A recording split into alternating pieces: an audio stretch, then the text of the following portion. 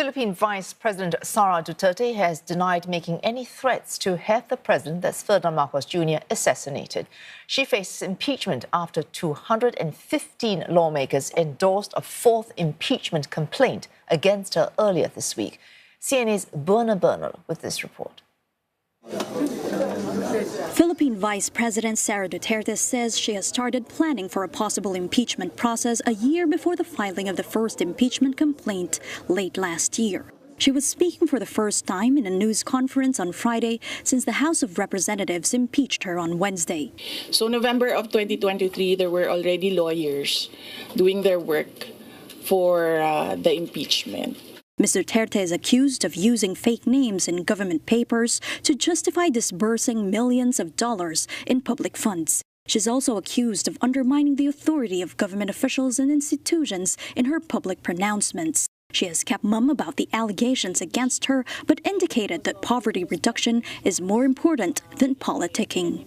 In Philippine politics, unexpected plot twists are par for the course. Yesterday's political family in power is now today's de facto political opposition.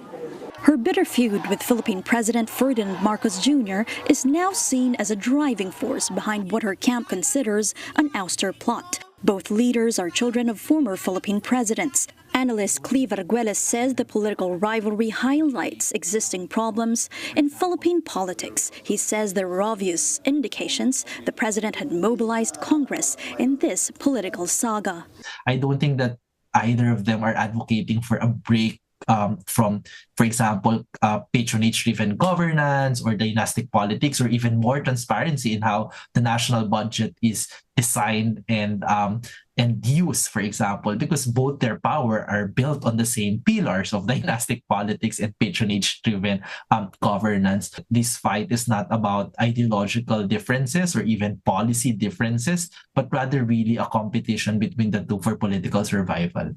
Leftist lawmakers have unexpectedly found common ground with majority lawmakers in wanting to impeach the vice president. We actually can expect worse from Sara Duterte, given that she will not only replicate the leadership of her father, but even do worse as a form of vengeance against those who have been exposing what their family has been doing.